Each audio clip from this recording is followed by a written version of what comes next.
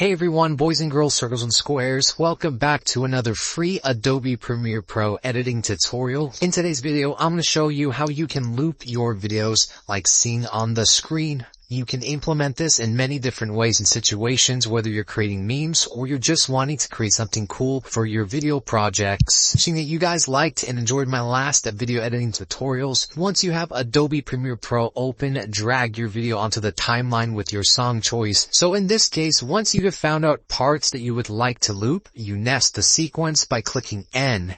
But I've already nested the sequence, so I'm going to double click this. And in this case, we have this video clip right here.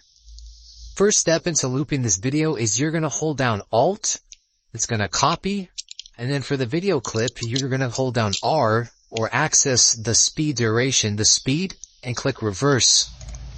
So now it looks like this. Boom, it reversed. Did you guys catch that, or did you guys catch that? Now I have another nested sequence, and this is the original video file. So in this case, I hold down Alt to copy the video file to the playhead. I click R, or access the speed, and click reverse. So now we have something like that.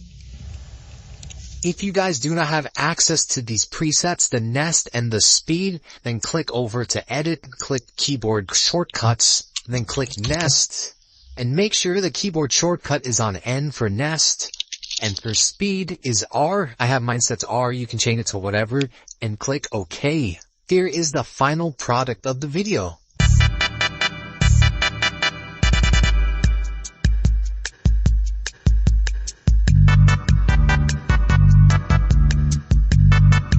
Bruh.